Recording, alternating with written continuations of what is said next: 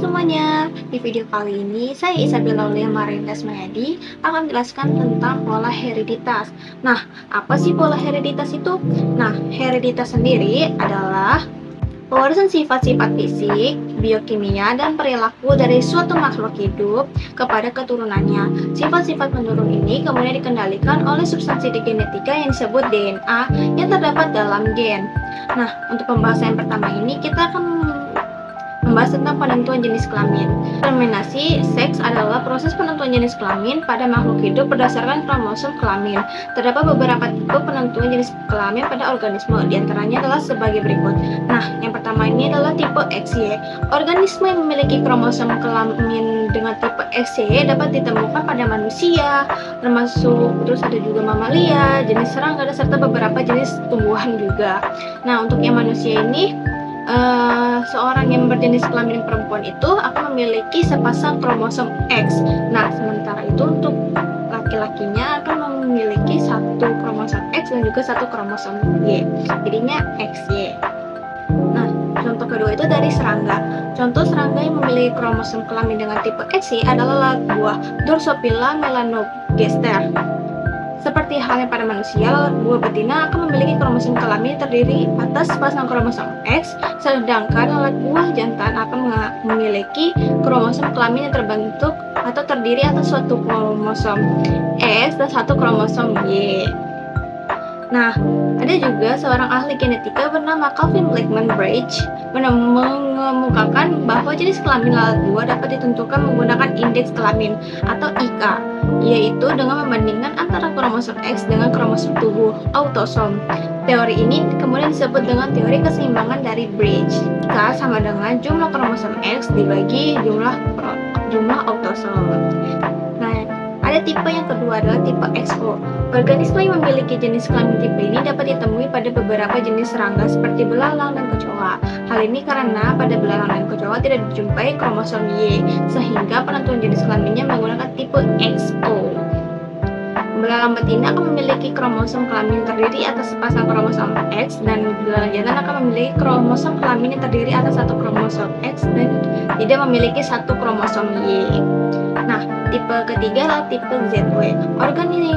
Organisme dengan jenis kelamin tipe ZW dapat ditemui pada ikan, unggas, dan beberapa jenis reptil tertentu.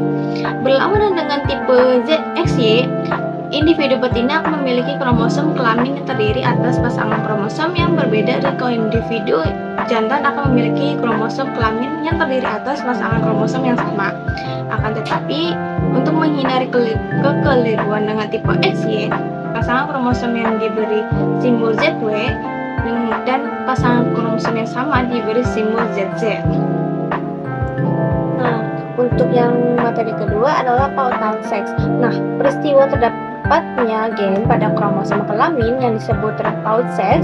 Nah, gen-gen yang terpautnya disebut gen-gen terpaut seks. Kromosom kelamin ini dibedakan dengan kromosom X untuk perempuan dan Y untuk laki-laki. Untuk pada pautan seks, kromosom X lebih panjang dibandingkan kromosom Y, dan untuk jumlah gen-gen yang terpaut, kromosom X lebih banyak dibandingkan Y.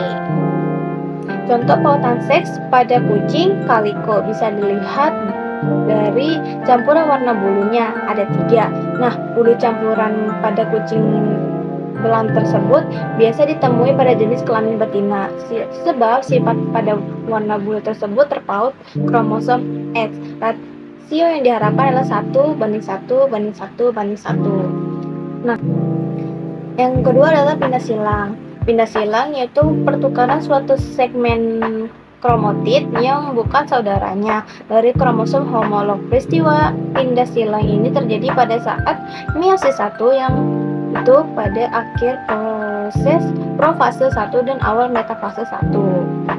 Nah, pada peristiwa ini akan menghasilkan suatu kombinasi baru, rekombinan gen, dari sifat induknya. Peristiwa ini akan menghasilkan 4 gamet yang akan memiliki masing-masing sifat berbeda. 2 pasang gamet sifatnya akan sama dengan induknya. 2 pasang gamet satunya memiliki sifat yang sama dari hasil si pindah silang atau rekombinan kombinasi baru. Nah, proses pindah silang ini akan meningkatkan suatu keanekaragaman genetik. Nah, rumusnya itu adalah NPS sama dengan KB per KB plus KP dikali 100%. Nah, untuk KB-nya ini adalah kombinasi baru atau rekombinan, dan KP-nya adalah kombinasi dari parentalnya.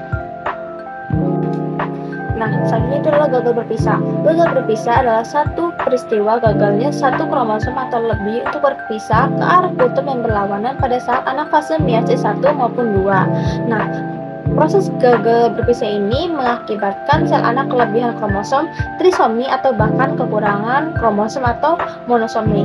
Efek dari terjadinya gagal berpisah itu akan membuat si anak memiliki kelainan seperti mengalami sindrom Down yang seperti 45A plus XS atau XY, dan bisa juga sindrom Jacobs yaitu 44A ditambah XXY.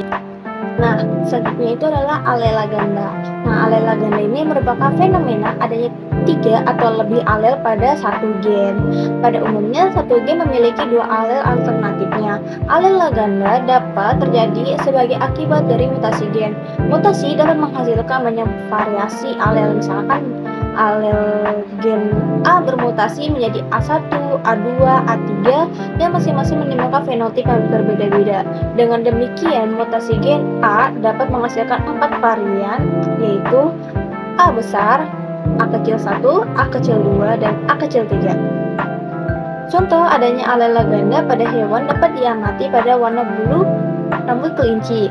Nah, gen warna rambut kelinci memiliki 4 alel. Alela ganda pada manusia ini tuh bisa dijumpai pada golongan darah ABO dan Rhesus. Sekian video untuk dari kali ini. Kurang lebihnya mohon maaf atas penjelasannya. Sampai jumpa lagi.